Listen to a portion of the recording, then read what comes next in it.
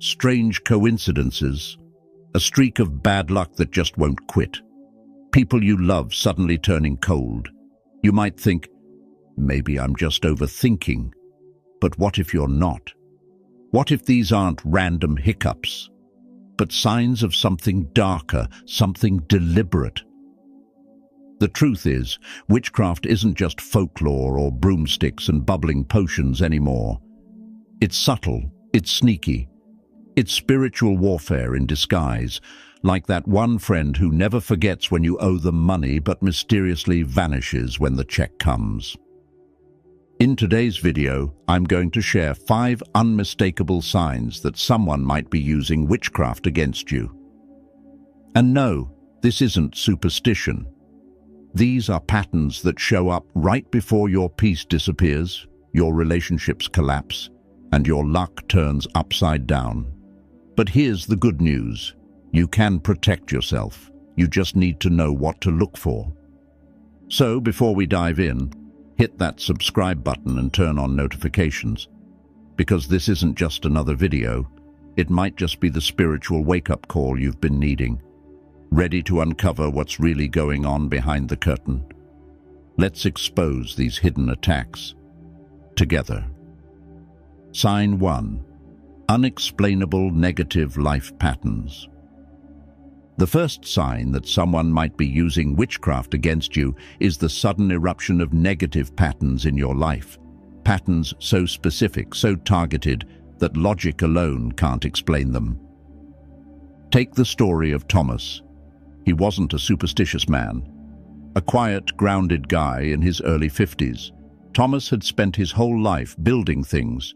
His business, his marriage, his reputation. He was the type of man who believed in effort. If something broke, you fixed it. If life got hard, you worked harder. That's how it had always been, until everything started unraveling, fast. It began subtly, his reliable stream of clients gone almost overnight. Emails went unanswered.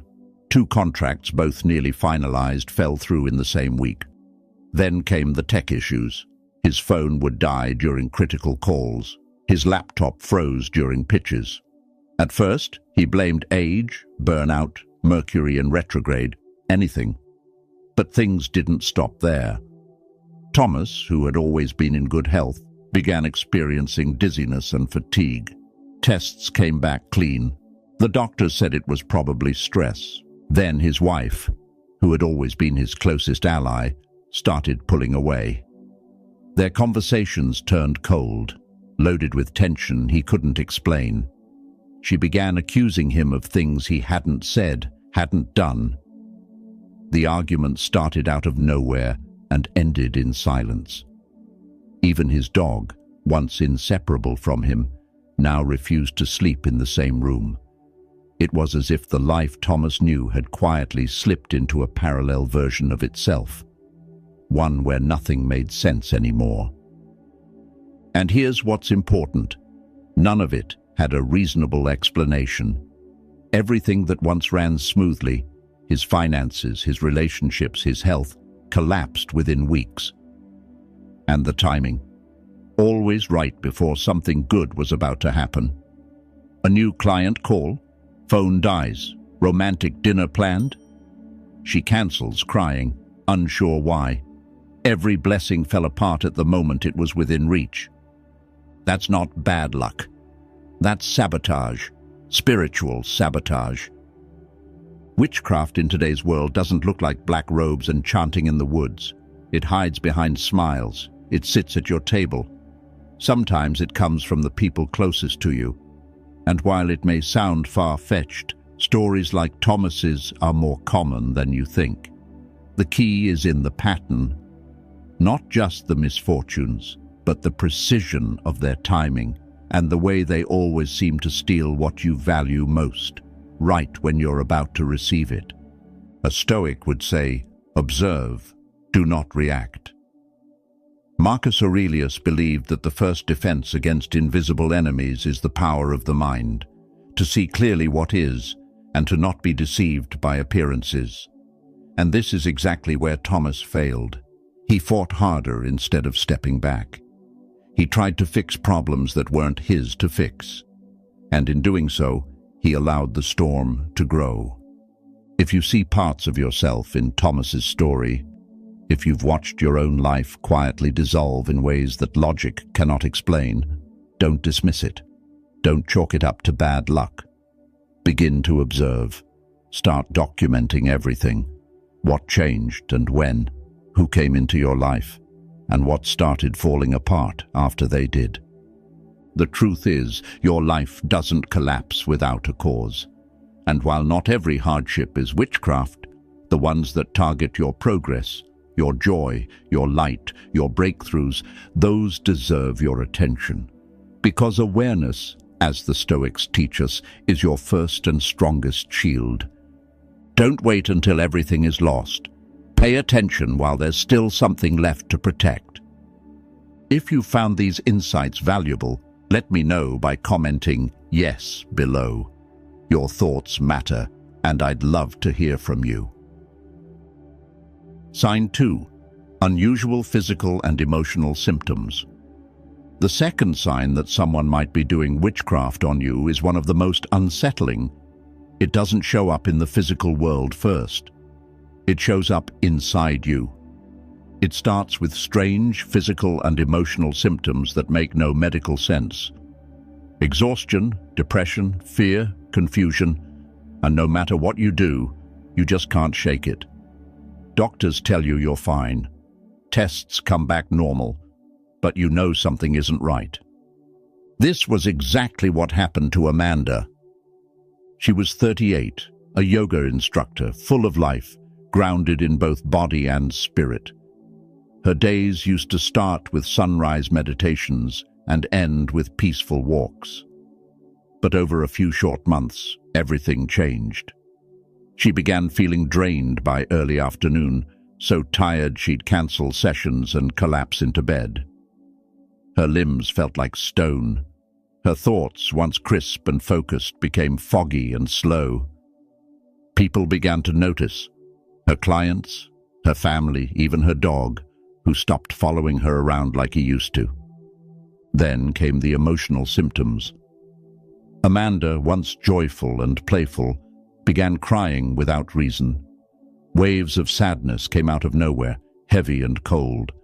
She became jumpy, anxious, afraid of places she used to find comforting, especially her own bedroom. And the dreams, vivid, terrifying, recurring. Always the same shadowy figure watching her, whispering things she could never quite remember, but always woke from in terror. She went to doctors, therapists, holistic healers. Nothing helped. Antidepressants did nothing. Sleep aids failed.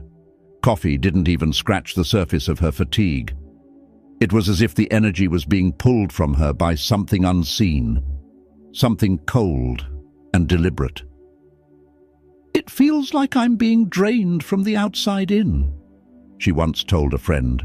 In times like these, it's tempting to question your sanity, but your body, your intuition, knows better. As Epictetus said, "If anyone tells you that a certain person speaks ill of you, do not make excuses about what is said of you. Respond, 'He was ignorant of my other faults, else he would not have mentioned only these.'" In other words, when something is wrong, face it. Don't hide, don't deny, especially when the enemy is not visible, but is clearly present. Amanda began to notice something strange. Her symptoms would vanish completely when she was away from her home. A weekend trip to Arizona brought her clarity, joy, deep sleep.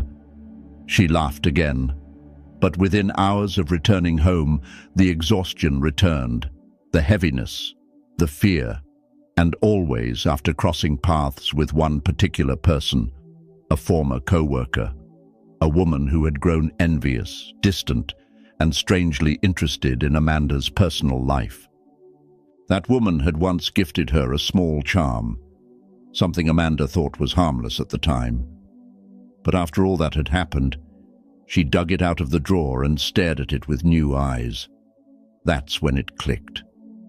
And with that realization, she began taking her life back, cleansing her space, breaking ties, reclaiming her energy. Marcus Aurelius once wrote, "The soul becomes dyed with the color of its thoughts." What Amanda finally understood was that the attack wasn't just physical, it was spiritual. Her thoughts, her emotions, her very sense of self had been infiltrated. And that's exactly what witchcraft does. It targets your essence, not your body. It poisons the well from which your life flows. If you're experiencing something similar, don't dismiss it as nothing. Start tracking what's happening and when.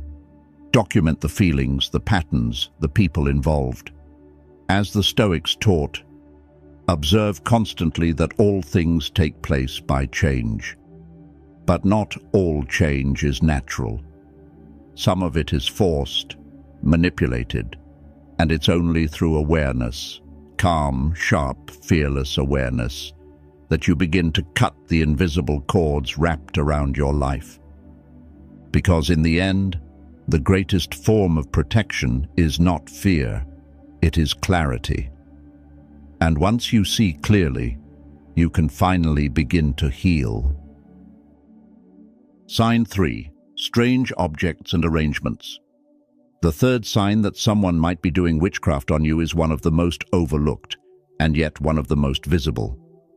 It's the discovery of strange objects or unusual arrangements in your home, workplace, or personal space.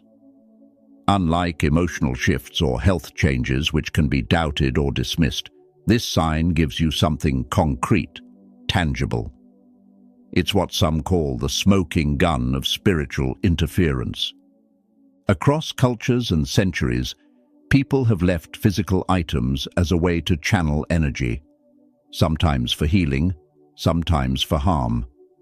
In fact, in a study of ritualistic practices published by anthropologist Ronald Hutton, over 70% of traditional curses or spiritual attacks involved the use of a physical object, often hidden near or within the target's living space. These weren't exotic relics, but everyday items: string, coins, herbs, animal bones, broken glass, or ashes. Objects that, to the untrained eye, seemed completely meaningless, yet to those who understood their purpose, they were powerful tools meant to bind, block, or weaken a person's spiritual protection. Modern witchcraft often relies on that very principle: camouflage. It's no longer about pentagrams drawn in blood or bubbling cauldrons in the woods. No, today it's about subtleties.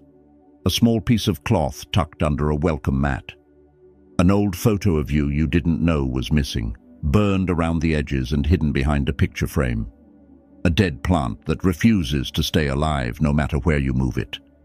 Even a piece of jewelry that suddenly feels heavy or off, draining you instead of adorning you. What makes these items significant is their placement. Doorways and thresholds, places you pass through daily, are prime locations because they symbolize transitions. Energy shifts most powerfully where movement happens. Witchcraft seeks out those liminal spaces to attach intent. Other targets include the bedroom, especially under the bed or inside the mattress, because that's where you're most vulnerable, unconscious, unaware, exposed. The car is another favorite.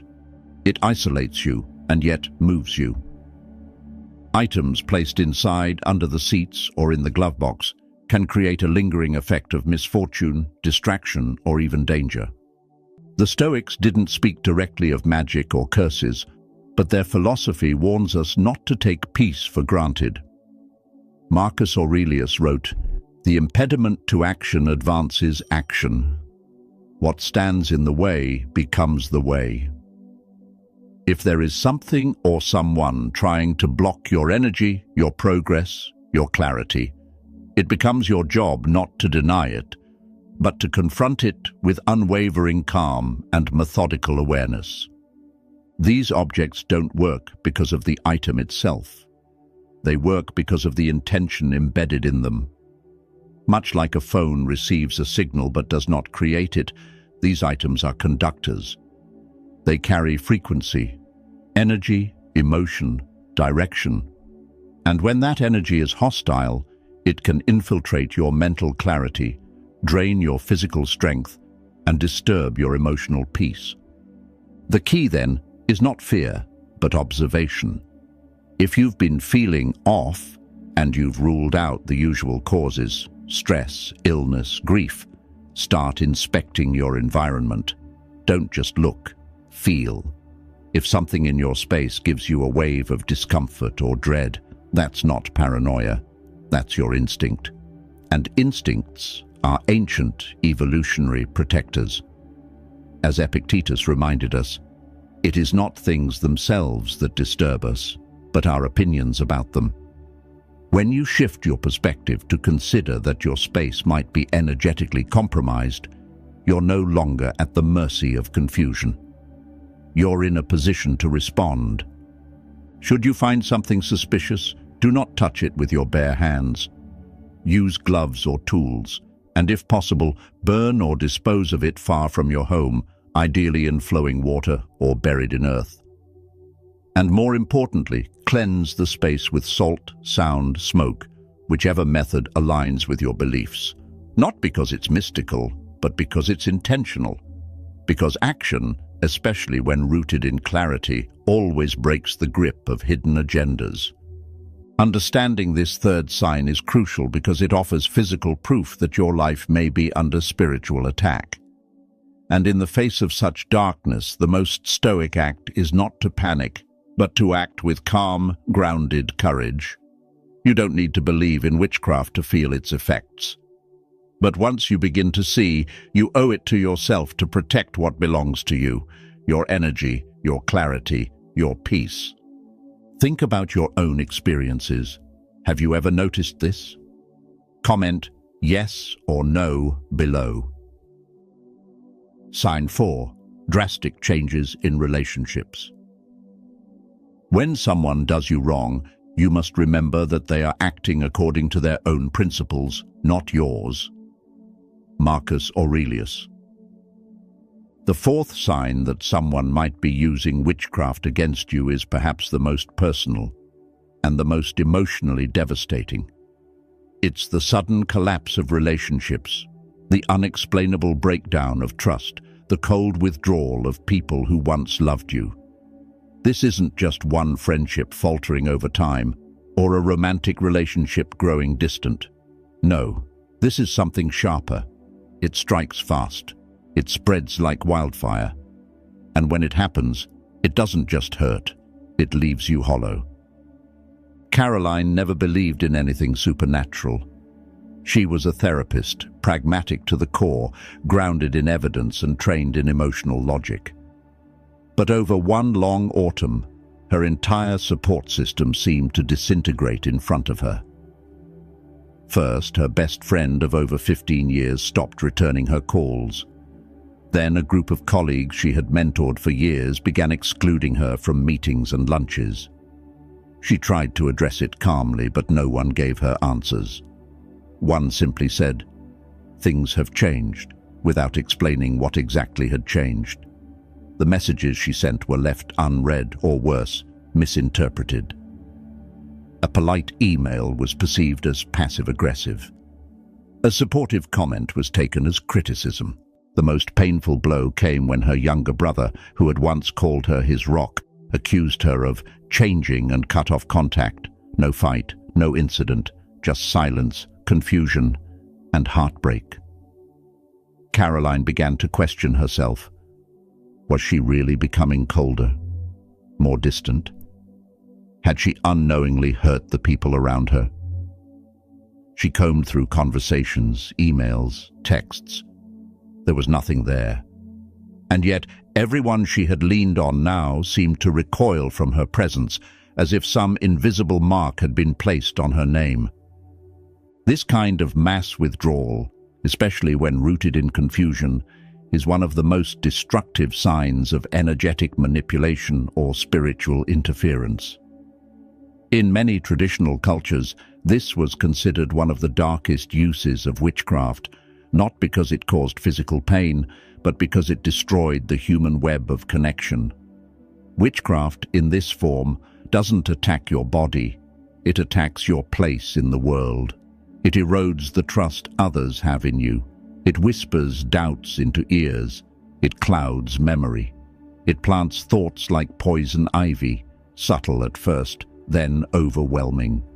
When people are under this influence, their behavior doesn't feel like them. That's what makes it so jarring. You know them, you love them, and yet they act like strangers, distant or hostile without cause. Their words are distorted, their reactions disproportionate, and your natural response is either to lash out or retreat inward, both of which only make the isolation worse. The Stoics understood this. They taught that the opinions of others are beyond our control, and that suffering often arises when we try to cling to what's already slipping away. Epictetus reminded us, "Don't demand that things happen as you wish, but wish that they happen as they do, and you will go on well." But even more than surrendering to what is, Stoicism teaches us to observe without being consumed. If relationships in your life are falling apart inexplicably, pause. Don't chase. Don't beg. Start to notice the patterns. When did the shift begin? Who was around you then? What new presence entered your circle around that time? Caroline, after months of confusion, began to trace the changes back to a meditation group she had joined. A woman there had taken a particular interest in her. Flattering, curious, always offering gifts, crystals, teas, incense. What seemed harmless, even kind, eventually felt heavy. The charm bracelet she wore daily began to give her headaches. The group's leader grew cold when she began asking deeper questions. When she stepped away from the group and removed every object she had received from that time, something shifted. Her brother called her. Out of nowhere, her best friend emailed. The fog began to lift. When you find yourself suddenly cast out from your own tribe without reason, when misunderstanding multiplies despite your honesty, when people look at you and no longer see you, consider that something may be interfering with the cords that connect you to others. These attacks isolate you not by breaking your heart, but by turning others' hearts against you. The greatest Stoic strength in these moments is not to hold on tighter, but to stand back and see. To remember that who you are is not defined by the opinions of those temporarily lost to confusion. Their hearts may return, but only after you reclaim your clarity. Awareness is protection, and compassion, even from a distance, is the antidote to every curse. If you know someone who's struggling with this, send them this video. It might change their life. Sign 5. Intuitive warnings and spiritual disturbances. Did you know that in over 90% of near-death experiences, people report having felt a sense of knowing, a deep, wordless intuition that something was about to happen before it did? Modern neuroscience still struggles to explain this phenomenon. But for thousands of years, spiritual traditions have understood it as something sacred. Your internal guidance system, your intuition, trying to speak to you before danger fully arrives. The fifth and final sign that someone might be doing witchcraft on you is not something you'll see. It's something you'll feel. It's the soft pull of your gut telling you something's wrong before your mind can explain why. This sign is the most subtle and yet the most powerful because it doesn't come from outside sources. It comes from within. It's your built-in alarm system, the quiet wisdom that whispers warnings when the rest of your world insists everything is fine. You may have already experienced this. That moment when you walk into a room and the air suddenly feels heavy, like something unseen is pressing on your chest, or the way your skin prickles when a certain person speaks, even though they haven't said anything obviously harmful. Maybe you found yourself avoiding a certain part of your house for no logical reason. A hallway, a corner, a specific chair. You tell yourself it's silly, but your breath shortens every time you go near it. This isn't fear, this is awareness. The Stoics taught us to rely on reason, but they never told us to ignore instinct. Marcus Aurelius said, "The soul becomes dyed with the color of its thoughts." What he understood was that our inner world speaks in more ways than words. And when your soul begins to change color, when your thoughts turn dark for no reason, when anxiety blooms in places that used to bring you peace, that's not coincidence. That's a signal. Intuitive warnings often show up in dreams. Nightmares where you're being chased, restrained, or watched. Dreams where familiar faces twist into something hostile. Repeating patterns that feel like more than just stress. They feel like visitations. Our dream state, unfiltered by the noise of daily life, becomes a place where spiritual attacks are more easily detected. But these dreams are often dismissed. We tell ourselves it's just our mind playing tricks. Still, the body remembers. And if you're waking up with dread in your chest or feeling like something followed you into the waking world, you'd be wise to listen. Many people under spiritual attack report another shift, a sudden disconnect from their spiritual practices. Where meditation once brought peace, now it brings discomfort. Prayer feels forced, blocked. Their sacred spaces begin to feel invaded.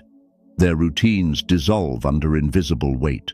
The Stoics believed that anything that clouds the mind, that disturbs the soul's clarity, must be examined, not ignored. First, say to yourself what you would be, and then do what you have to do. Epictetus reminds us to start by defining what we want to protect. In this case, it is your stillness, your spiritual strength, your inner compass. The worst mistake you can make with these intuitive signs is to disregard them. Don't wait for proof that arrives too late. Start writing things down. Your emotions, your dreams, your triggers. Track when these feelings show up and how they correlate to people, places, or changes in your life. Patterns will form, and with those patterns, understanding. Your intuition is not weakness, it is not paranoia. It is the first line of spiritual self-defense, and when combined with the other signs, sudden misfortunes, physical and emotional disruptions, strange objects, and fractured relationships, it completes the picture. A clear warning that something is working against your peace. From here, your response must be deliberate. Cleanse your space regularly, whether with sage, sound, or salt. Carry stones that ground and protect you, like obsidian or black tourmaline. Visualize light shielding your body before you enter rooms that feel heavy. These rituals aren't superstition. They are centuries-old practices meant to restore balance in a world that often drifts toward chaos. And above all, remember, the enemy's greatest power is invisibility. Once you see it, once you feel it, you take back control. The Stoics believed that while we can't control external events, we can control how we respond. In that choice lies your strength. Let intuition guide you, let awareness protect you, and let clarity be your shield. So, how many of these signs hit a little too close to home? 1, 2, all 5? If your gut's screaming, "This explains everything," don't ignore it. Because witchcraft isn't just some spooky bedtime story. It's real, it's subtle, and it works best when you're unaware. But now, you're aware. You see the signs. You feel the shift. And that, my friend, is where the healing begins. Remember, your peace is not up for negotiation. Your energy is not community property. And your intuition? That's your built-in security system.